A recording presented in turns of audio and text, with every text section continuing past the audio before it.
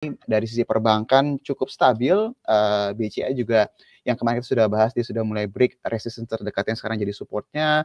Kemarin juga tidak melewati support yang baru ya di 10.250. Ini artinya momentumnya masih terjaga.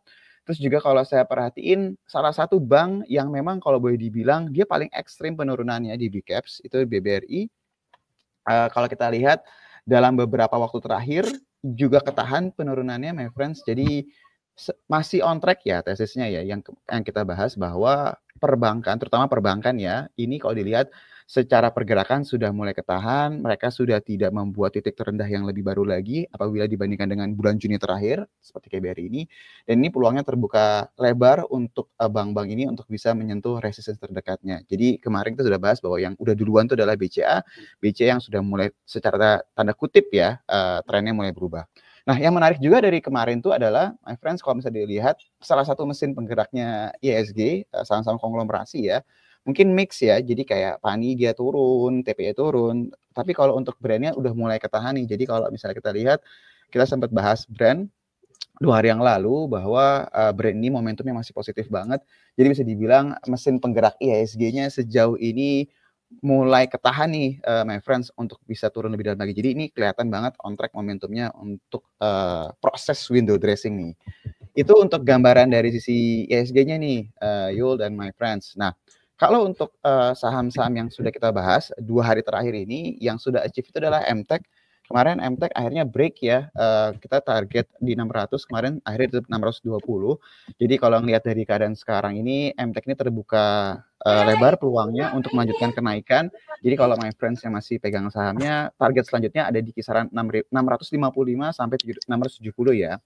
Terus juga saya coba cek beberapa rekomendasi dalam 2 hari terakhir ini seperti GoTo, Buka itu masih on track ya karena masih melanjutkan kenaikan.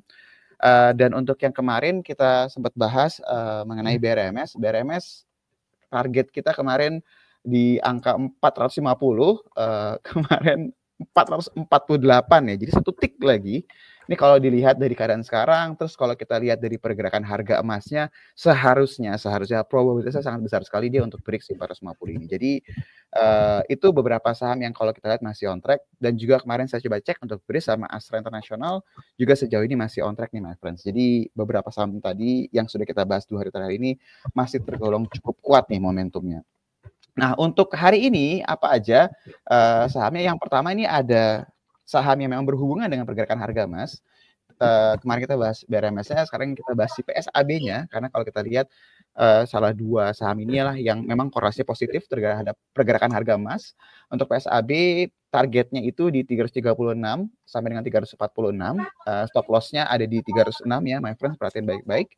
Terus selanjutnya, nah tadi tuh sempat Pak Mirdal bahas ya, saham perbankan yang memang gerakannya agak beda sendiri nih, my friends. Jadi memang si grup Panin ini karena dia memang punya potensi corporate action, dan sepertinya meskipun belum ada konfirmasi dari manajemen atau dari shareholders-nya, tapi sepertinya harga sahamnya ini menunjukkan ada arahnya ke sana ya kalau kita lihat ya. Nah, ini kalau kita lihat untuk si Panin, kita untuk rekomendasinya PNBN, Bank Panin, ini stop loss-nya ada di 1890.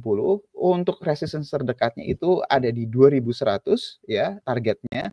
Dan yang kedua target berikutnya ada di 2300. Jadi kalau ini kemarin kan sempat ya dia break resistance terdekatnya di 2020-an. Dia sempat menyentuh 2070 tapi akhirnya terkoreksi. Tapi kalau dilihat sejauh ini momentumnya masih on track ya, my friends ya. Dan kemarin tuh volumenya cukup besar sekali nih kalau dilihat. Itu untuk rekomendasi yang kedua. Nah, berikutnya kita mungkin ambil tema dari kemarin sempat statement dari pemerintahan di Cina bahwa mereka akan stimulus lebih besar-besaran lagi impact ke komoditas.